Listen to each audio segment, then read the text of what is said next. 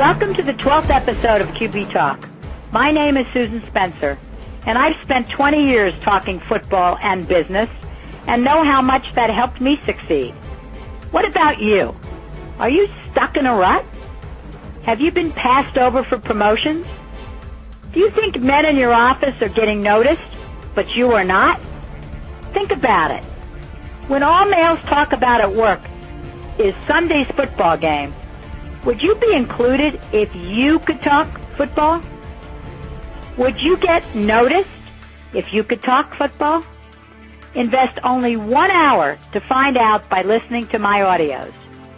Do it, and watch how everything in your life and career changes. Now that we have advanced to episode 12, you should be able to pick out lots of quarterback moves and compare your quarterback against those of other teams. This is when the fun really begins. Ask yourself, is my quarterback a good passer? Does he avoid fumbling or getting sacked? How many interceptions during a game does he throw? Just watching the quarterback, and you will keep learning to talk QB talk.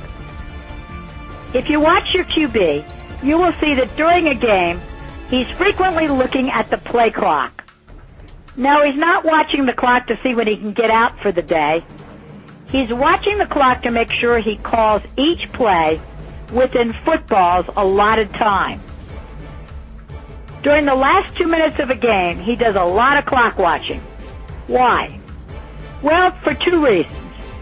If his team is losing, he knows there's very little time left for his team to rack up points. So he needs to use the time that's left on the clock very wisely. But on the other hand, if his team is already winning and there's only 2 minutes left on the clock, the quarterback will try to use plays that eat up a lot of time on the clock so he can hold on to the lead. So watch those last 2 minutes. They're really interesting. Here are some other timing and clock issues that matter. An NFL football game takes 60 minutes of actual playing time.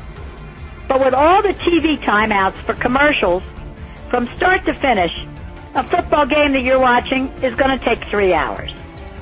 There are 4 15-minute quarters in a football game, and 2-minute breaks at the end of the first and third quarters as teams change the different sides of the field. Why would they change the side of the field? Well, they do that for a reason. They change sides of the fields twice during a game to make sure that neither side ends up with a wind advantage or disadvantage or a weather advantage or anything else that might be of an advantage if they're on one side of the field or another. Watch the quarterback's arm motion. And when you see him signaling to a referee, he's usually asking for a timeout. The QB has 3 allotted timeouts during each half of the game and can call a timeout at any time he wants for a variety of reasons. Each timeout generally lasts 1 minute and 50 seconds. The quarterback can call a total of 6 timeouts during a game. When a player is injured, the referee calls a timeout, which is not charged against the team. Quarterbacks watch the clock for a variety of reasons. First of all, the offense, when the quarterback has the ball, he's only got 40 seconds from the end of one play for the center to snap the ball for the next play. That 40 seconds goes pretty quickly. If the ball is not snapped within 40 seconds, the QB's team is charged with a penalty. So let's recap. Playing time is 60 minutes, 2 halves and 4 quarters in a game, 6 timeouts per team per game. If the QB doesn't get a playoff in 40 seconds, his team gets a penalty. Watch that quarterback and see if he's slow to act and count how many penalties your quarterback gets for not getting the ball snapped in time. That tells you you don't have a very good quarterback as far as time management. Each episode, you're getting closer and closer to talking about football. So hang in there.